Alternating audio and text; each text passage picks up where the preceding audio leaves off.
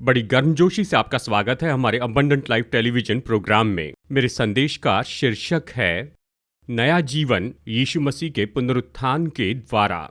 मैं आपके लिए पढ़ रहा हूँ रोमियो अध्याय 6 वचन 4। सो उस मृत्यु का बपतिस्मा पाने से हम उसके साथ गाढ़े गए, ताकि जैसे मसीह पिता की महिमा के द्वारा मरे हुए में से जिलाया गया, वैसे ही हम भी नए जीवन की सी चाल चले।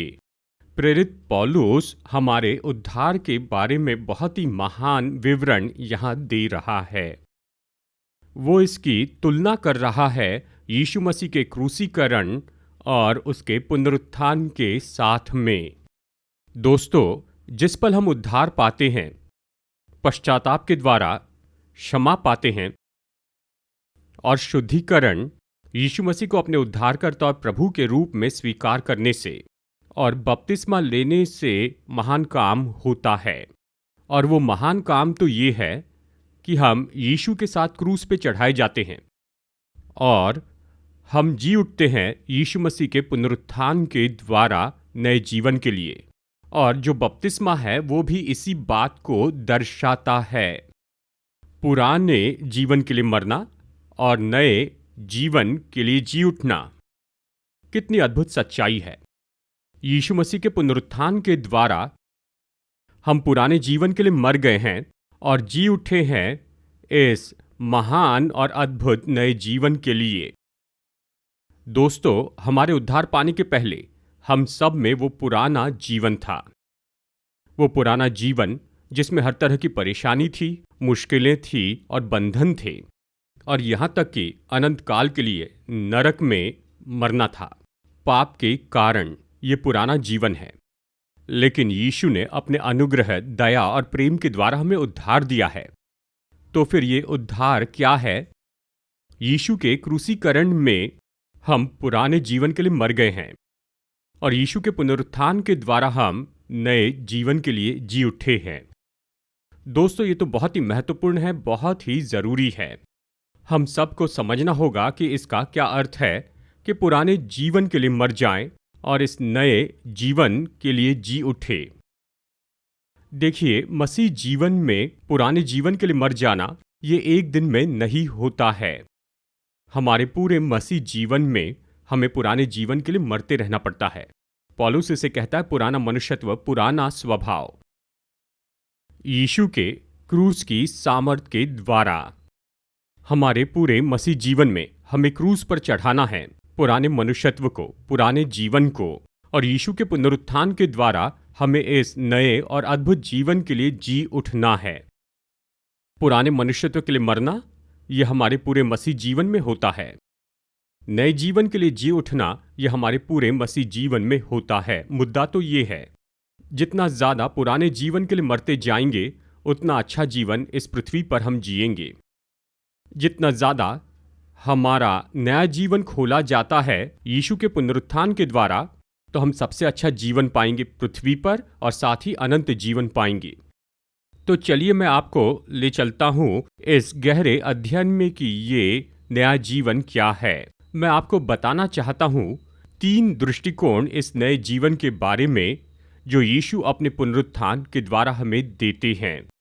इसमें पहला जीवन है, यीशु का पुनरुत्थान हमें बहुतायत का जीवन देता है। मैं आपके लिए पढ़ रहा हूँ यूहन्ना अध्याय 10 वचन 10। मैं इसलिए आया कि वे जीवन पाए और बहुतायत से पाए, यानी बहुतायत का जीवन पाए। अवश्य ये तो पहले की बात है, यीशु के क्रूस पर जाने के पहले और पुनरुत्थान में जी उठने के पहले।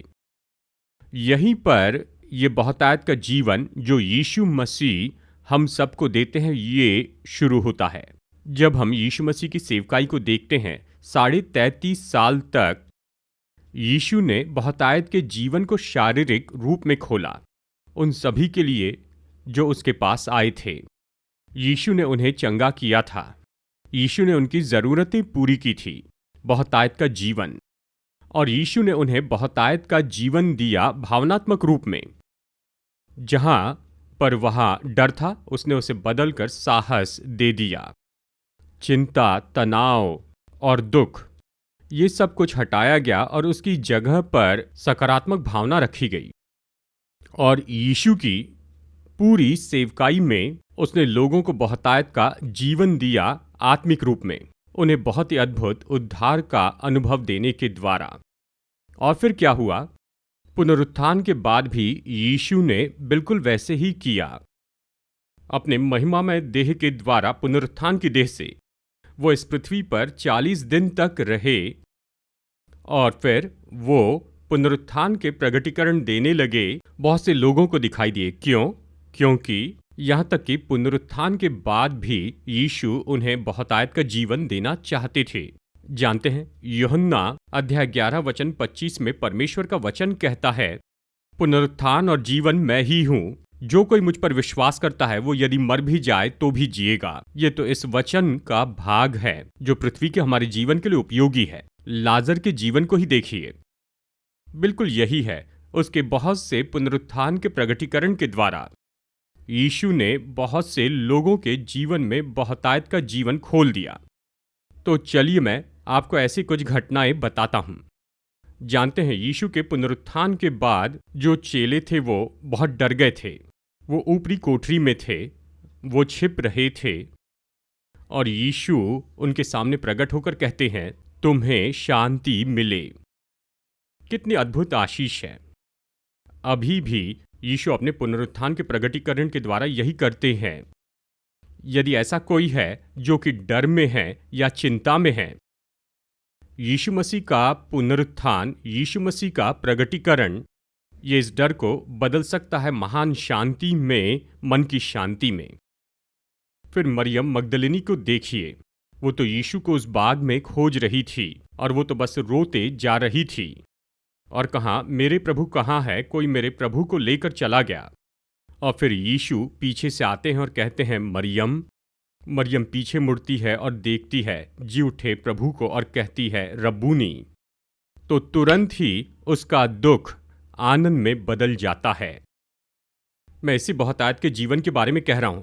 यीशु का पुनरुत्थान हमारे हर एक दुख को आनंद में बदल दे। मैं जल्दी ही आपको बताऊंगा इसे कैसे कर सकते हैं। और फिर 2 चेले थे जो अम्माउस के मार्ग पर जा रहे थे, पूरी तरह परेशान थे, यीशु के बारे में गड़बड़ी में थे, उसके जीवन, उसके क्रूस, उसके पुनरुत्थान के बारे में। और यीशु उनके साथ चलते हैं, वो उनके साथ भोजन करते हैं और वचन कहता है, और जब उसने रोटी तोड़ी और जब उसने उन्हें रोटी दी तो उनकी आंखें खुल गई और उन्होंने यीशु को पहचान लिया।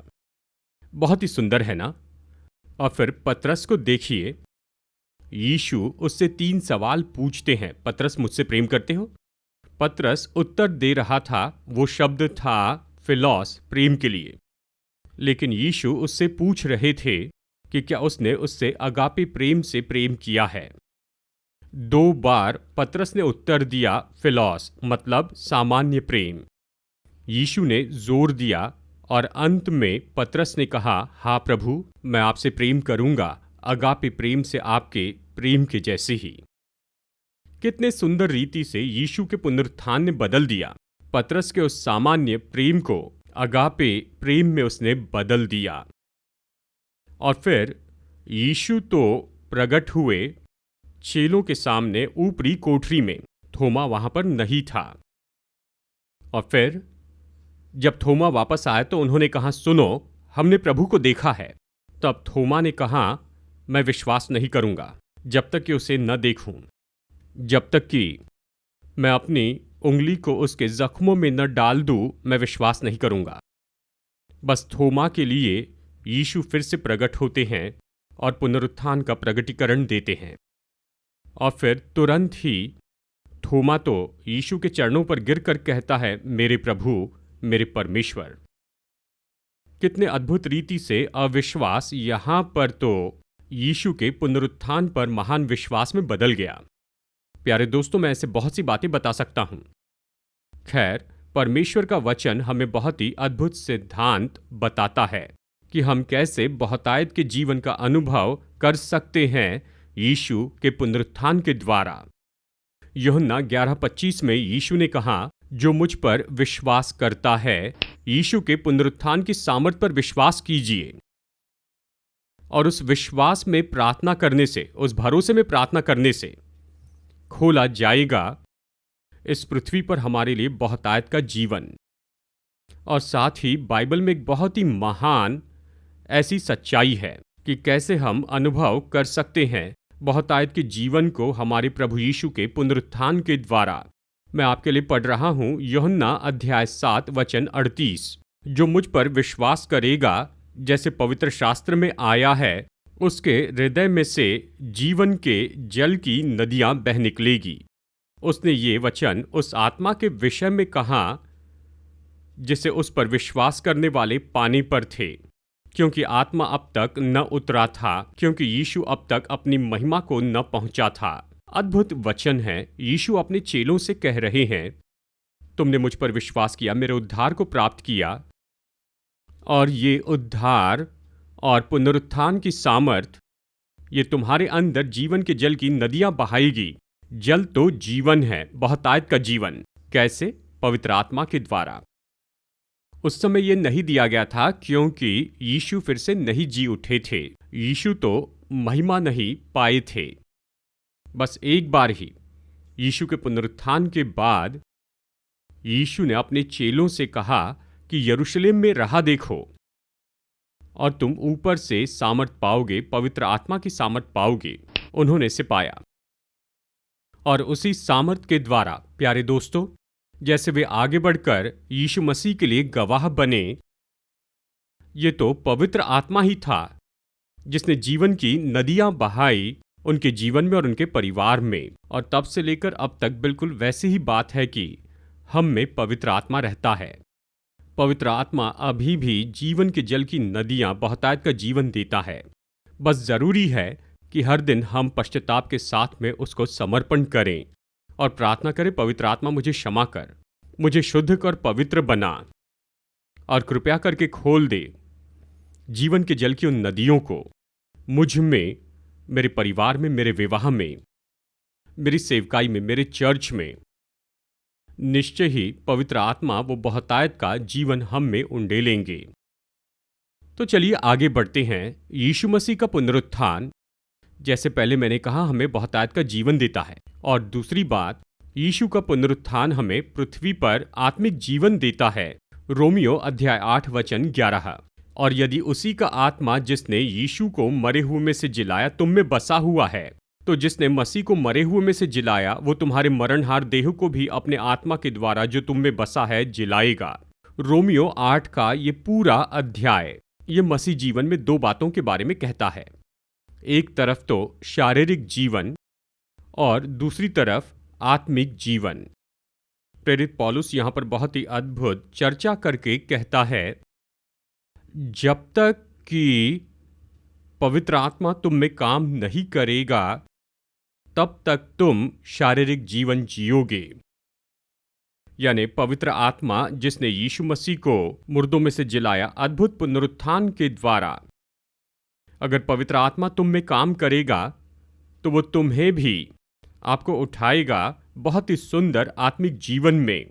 आपके जीवन के हर एक दिन कितनी महान सच्चाई है।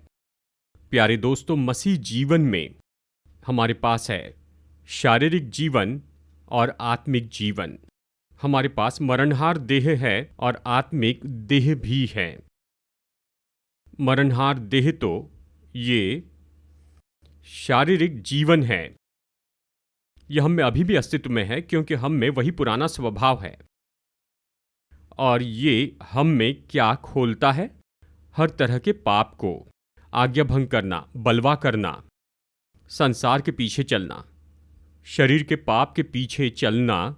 और इस अध्याय में पौलुस कहता है कि शारीरिक जीवन तो मृत्यु है। शारीरिक जीवन हर तरह की समस्याओं में लेकर जाता है, बंधन में, दर्द, नुकसान और दुखों में। इसमें कोई भेद नहीं है।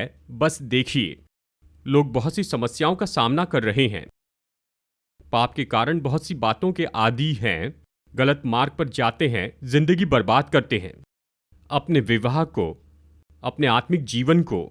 जवान लोग अपनी जिंदगी बर्बाद करते हैं अपने शारीरिक जीवन के कारण, मरणहार देह के कारण। लेकिन हम जो उद्धार पाए हैं, हम तो इतने आशीषित हैं। यीशु के पुनरुत्थान के द्वारा, पवित्र आत्मा के द्वारा जो हमें काम करता है, हर एक दिन हमें बहुत ही सुंदर आत्मिक जीवन जीने के लिए उठ खड़े होना है। और रोमियो 8:6 कहता है, पर आत्मा पर मन लगाना जीवन और शांति है। अद्भुत वचन है। देखिए, इन दिनों में लोग तो आत्मिक जीवन क्या है इसे गलत समझ रहे हैं। बहुत से लोग कहते हैं ये जीवन को मार देता है, ये जीवन को बनाता है बिना स्वाद के, इस जीवन को धुंधला बनाता है, बोरिंग बना देता है। वो सोचते हैं आत्मिक जीवन जीवन को खत्म कर देता है। नहीं, पौलुस कह रहा है कि आत्मिक जीवन तो जीवन है। हमें समझना है कि ये कैसे हमें इस पृथ्वी पर महान जीवन दे सकता है। आत्मिक जीवन तो शांति है, मन की शांति। लोग आज यही तो चाहते हैं। निश्चय बहुत ही ज्यादा दबाव है, बहुत सी चिंताएं हैं, बहुत सा दुख है, बहुत सा दर्द और पीड़ा है। जीवन में बहुत सी नकारात्मक बातें हैं। हमें क्या चाहिए? शांति। इसे कैसे पाए? आत्मिक जीवन। चलिए मैं बता दूं आत्मिक जीवन की ये 3 स्वभाव गुण और समझाऊं कि कैसे ये 3 तरह के ये आत्मिक जीवन ये हमें इस पृथ्वी पर सुंदर जीवन और शांति देंगे। सबसे पहला है सच्चा आत्मिक जीवन तो परमेश्वर के लिए जीवन है। रोमियो अध्याय 6 वचन 10। क्योंकि वो जो मर गया तो पाप के लिए एक ही बार मर गया, पर जो जीवित है तो परमेश्वर के लिए जीवित है। ऐसे तुम भी अपने आप को पाप के लिए तो मरा हुआ परंतु परमेश्वर के लिए मसीह में जीवित समझो, ये कहता है। बहुत ही अद्भुत चर्चा है। हम लोग जो उद्धार पाए हैं, पूरे जीवन में हम पुराने जीवन के लिए मर गए, पाप में जीवन के लिए मर गए और हमने नया जीवन शुरू किया है। और ये नया जीवन क्या है? परमेश्वर के लिए जीवन, पूरी तरह यीशु के लिए। ये बहुत ही महत्वपूर्ण है दोस्तों। मेरे जीवन में पिछले 44 साल से मैं बहुत सी यात्रा कर रहा हूं। पूरे संसार में मैंने बहुत सी कलीसियाओं में सेवा की है और मैंने बहुत ही अच्छे विश्वासियों को देखा है जिनका जीवन परमेश्वर के लिए है। लेकिन मैंने ऐसे बहुत से लोगों को पाया है जो पूरी तरह इसके विरुद्ध में हैं। वो तो अपने लिए ही जीते हैं, अपने ही कारणों के लिए, अपने ही दृष्टिकोण के लिए। वो परमेश्वर के लिए नहीं जी रहे हैं। परमेश्वर के लिए जीने का मतलब क्या है? परमेश्वर के लिए जीना मतलब परमेश्वर के उद्देश्यों को पूरा करना है। इसे सुसमाचार की घोषणा करना कहें, वचन की शिक्षा देना, लोकल कलीसिया की सेवकाई में सहभागी होना और परमेश्वर के उद्देश्यों को पूरा करना, जैसे यीशु ने हमें 4 सुसमाचार में बताया है। और फिर क्या होता है? यूहन्ना अध्याय 12 में यीशु ने कहा, यदि कोई मेरी सेवा करे तो पिता उसका आदर करेगा। मैंने अपने जीवन में देखा है और बहुत से लोगों के जीवन में जिन्हें मैं प्रतिदिन मिलता हूं, जो परमेश्वर के उद्देश्यों को पूरा करते हैं। परमेश्वर उनका महान आदर करते हैं और बहुतायत से आशीष देते हैं। केवल उन्हें ही नहीं, पर उनके बच्चों और नाती पोतियों को भी आशीष देते हैं। आत्मिक जीवन का दूसरा दृष्टिकोण तो ये है, ये तो पाप के गुलाम होने के लिए नहीं है। रोमियो 6:13। और न अपने अंगों को अधर्म के हथियार होने के लिए पाप को सौंपो। दोस्तों, हम नए जीवन के बारे में कह रहे हैं। हम नया जीवन कैसे पाएंगे? नया जीवन तो आता है जैसे हम अपने जीवन में पाप पर विजय प्राप्त करते हैं। हर एक पाप तो दर्द और दुख का बंडल होता है। आप इसके बारे में सोच सकते हैं। कोई भी पाप, इसके बारे में सोचिए, ये इससे कुछ भी कम नहीं है। दर्द और पीड़ाओं से, क्लेश और चिंता से और जीवन के हर एक क्षेत्र में नुकसान से। जितना ज्यादा हम पाप से बाहर आएंगे, उतना सुंदर जीवन आप और मैं जिएंगे। अच्छी खबर क्या है कि पवित्र आत्मा के द्वारा हम प्रतिदिन पाप के लिए मर सकते हैं। शरीर को क्रूस पर चढ़ाकर पश्चाताप और प्रार्थना के द्वारा और उपवास और इन बातों के द्वारा जितना ज्यादा हम पाप के लिए मरेंगे, उतना नए जीवन के लिए जी उठेंगे। और फिर तीसरा तो ये है, सच्ची आत्मिकता तो धार्मिकता के लिए गुलाम बनना है। रोमियो अध्याय 6 वचन 13। पर अपने आप को मरे हुए में से जी उठा जानकर परमेश्वर को सौंपो और अपने अंगों को धर्म के हथियार होने के लिए परमेश्वर को सौंपो। महान वचन है। धार्मिकता क्या है? धार्मिकता तो परमेश्वर के वचन की आज्ञा मानना ही है। निश्चित रूप में कहे तो प्रभु यीशु मसीह की आज्ञाओं को मानना, यही तो धार्मिकता है। जितना ज्यादा हम धार्मिकता को पूरा करेंगे, उस धार्मिकता में से हमारे लिए सुंदर जीवन बहते चले जाएगा। परमेश्वर का वचन कहता है, नीति वचन अध्याय 12 वचन 28 में, धर्म के मार्ग में जीवन मिलता है। यीशु की हर एक आज्ञाओं को लीजिए, वो सारी आज्ञाएं जहां पर यीशु ने कहा कि तुम ऐसे ऐसे करना, इसे मानो। यीशु की हर एक आज्ञा जो इस तरह कहती है, इसे पूरा करो, ये खोलती हैं हमारे लिए बहुतायत का जीवन, हमारे लिए अनंत जीवन। प्यारे दोस्तों, अब पौलुस ने इसे स्पष्ट किया है। हम किस तरह से शारीरिक जीवन को क्रूस पर चढ़ा सकते हैं, कैसे हम जी उठ सकते हैं इस सुंदर आत्मिक जीवन में। वो कहता है पवित्र आत्मा के द्वारा। वो यहां पर बहुत ही महान बात कहता है रोमियो अध्याय 8 वचन 2 में, क्योंकि जीवन की आत्मा की व्यवस्था ने मसीह यीशु में मुझे पाप की और मृत्यु की व्यवस्था से स्वतंत्र कर दिया।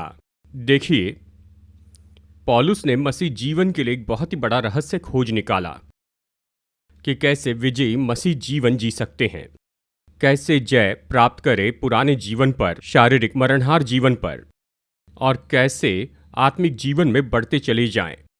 और इस वचन में वो कहता है पवित्र आत्मा की व्यवस्था के बारे में। इसका सरल अर्थ है, ये तो केवल पवित्र आत्मा द्वारा है। हमें अपने मसीह जीवन में क्या करना चाहिए? हर प्रार्थना के समय अपने हृदय को जांचे और ढूंढ निकाले कि वो क्या है जो हमें रोकता है परमेश्वर के लिए जीवन जीने से। वो पाप क्या है जो परेशानी लेकर आता है? वो धार्मिकता क्या है जो हम पूरी नहीं कर पा रहे हैं? इन सभी बातों को देखिए। पवित्र आत्मा से कहिए, पवित्र आत्मा मैं पश्चाताप करता हूं, आप मुझे क्षमा कीजिए। मुझे यीशु की क्रूस की सामर्थ के द्वारा अभिषेक दीजिए, पुनरुत्थान की सामर्थ से, और मुझे जी उठाइए जैसे आपने यीशु मसीह को जिलाया था, मरणहार जीवन से एक सुंदर आत्मिक जीवन में। जब ऐसा होता है प्यारे दोस्तों, तो ये आत्मिक जीवन हमें ऐसा जीवन देगा जो होगा आनंद का, बहुतायत के जीवन और शांति का। और तीसरी बात, यीशु मसीह का पुनरुत्थान हमें स्वर्ग में अनंत जीवन देता है। यूहन्ना अध्याय 11 वचन 25। यीशु ने उससे कहा, पुनरुत्थान और जीवन मैं ही हूं। जो कोई मुझ पर विश्वास करता है वो यदि मर भी जाए तो भी जिएगा। यदि वो मर भी जाए तो भी जिएगा जो मुझ पर विश्वास करता है। अब देखिए, यही तो यीशु के पुनरुत्थान की महिमा है।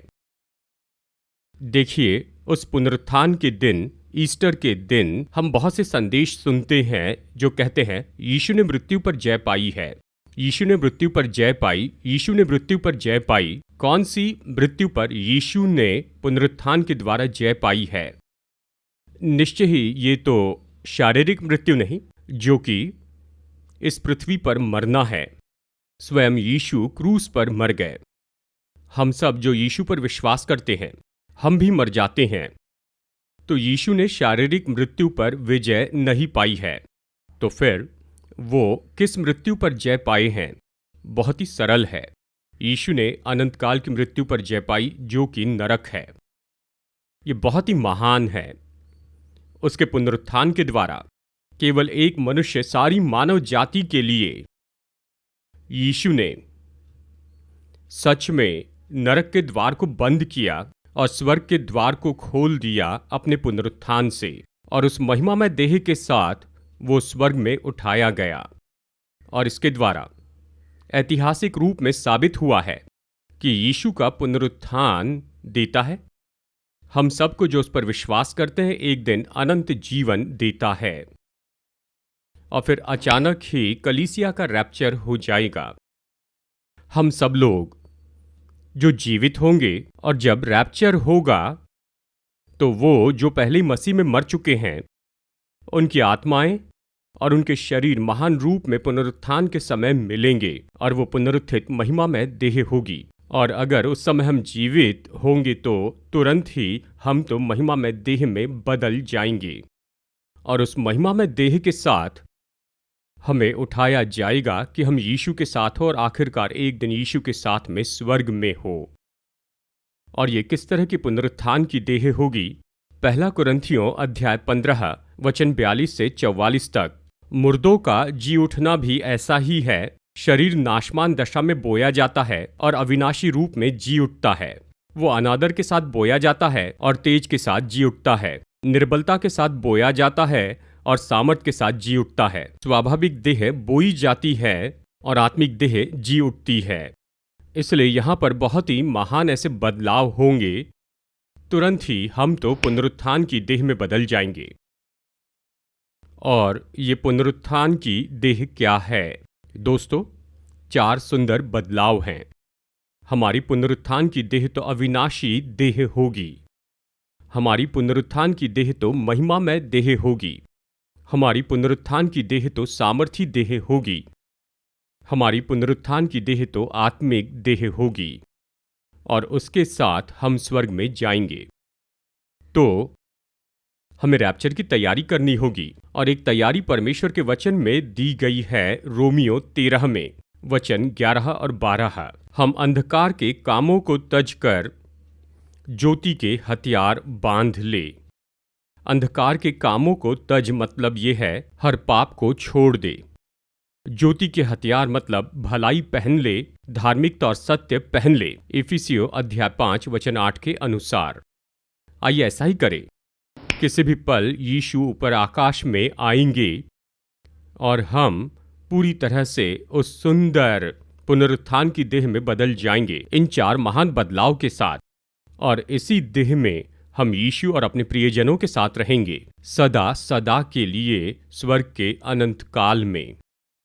तो आइए प्रार्थना करते हैं। प्रभु यीशु मसीह, स्वर्गीय पिता, आपके पुत्र यीशु के लिए धन्यवाद जो क्रूस पर हमारे लिए मर गए और अद्भुत पुनरुत्थान में जी उठे हैं। धन्यवाद प्रभु कि उसके पुनरुत्थान के द्वारा वो हमें बहुतायत का जीवन देते हैं। अपने पुनरुत्थान द्वारा वो हमें आत्मिक जीवन देते हैं। अपने पुनरुत्थान से वो हमें अनंत जीवन देते हैं। स्वर्गीय पिता, हमारी मदद कीजिए कि संदेश में दी हुई आत्मिक शिक्षा का हम पालन करें, ताकि हम अनुभव कर सके बहुतायत के जीवन का यहाँ इस पृथ्वी पर, आत्मिक जीवन का यहाँ इस पृथ्वी पर, और अनंत जीवन एक दिन स्वर्ग में आपके साथ। जो वचन बताए गए इसे आशीष दे, क्योंकि मांगते हमारे उद्धारकर्ता प्रभु यीशु मसीह के नाम में, आमीन। दोस्तों, मैं भरोसा करता हूं कि जो संदेश मैंने आपको दिया है यह आपके लिए बड़ा आशीष का रहा है। मैं आपको न्योता देता हूं कि इस टेलीविजन सेवकाई में आप मेरे साथ में पार्टनर बनिए। देखिए, इस समय में मैं दे रहा हूं मसीह विश्वासियों को परमेश्वर के वचन से संदेश दे रहा हूं 4 भाषाओं में, हिंदी, मलयालम, तेलुगु और इंग्लिश में। और इसमें अवश्य ही बहुत सा खर्च जुड़ा है। लाखों और लाखों लोग वो इन संदेशों को सुन रहे हैं और बड़ी आशीष पा रहे हैं, और वो परमेश्वर के वचन से अद्भुत सच्चाई को जान पा रहे हैं। मैं आपको न्योता देता हूं कि आप मेरे साथ पार्टनर बनिए। आप में से जो लोग इसके लिए कुछ कंट्रीब्यूशन भेजना चाहते हैं तो कृपया इस QR कोड को नोट कीजिए, इसे स्कैन कीजिए अपने सेलफोन पर, और आप आसानी से अपनी भेंटें भेज सकते हैं। और साथ ही इस गूगल पे नंबर को नोट कीजिए, और आप अपनी भेंट राशि भेज सकते हैं गूगल पे के द्वारा या पेमेंट के लिए दूसरे तरीकों से। या फिर अगर आप मनी ऑर्डर भेजना चाहते हैं या फिर चेक, तो स्क्रीन पर दिए हुए इस एड्रेस को आप नोट कीजिए। अगर आप में से कोई एक प्रोग्राम का स्पॉन्सर बनना चाहता है, कृपया नोट कीजिए। ये नंबर जो स्क्रीन पर आ रहा है, आप इस नंबर पर फ़ोन कीजिए और मेरे ऑफिस से आपको जानकारी दी जाएगी कि आप कैसे एक प्रोग्राम में स्पॉन्सर बन सकते हैं। प्यारे दोस्तों, मैं आपके प्रत्युत्तर की राह देख रहा हूँ। तो आइए अपने सिर झुकाएं बेनेडिक्शन के लिए। अब हमारे प्रभु यीशु मसीह का अनुग्रह, परमेश्वर पिता का प्रेम और पवित्र आत्मा की संगति हमारे साथ में बनी रहे, हमारे परिवार और हमारी सेवकाई के साथ अब से लेकर युगान युग तक। आमीन।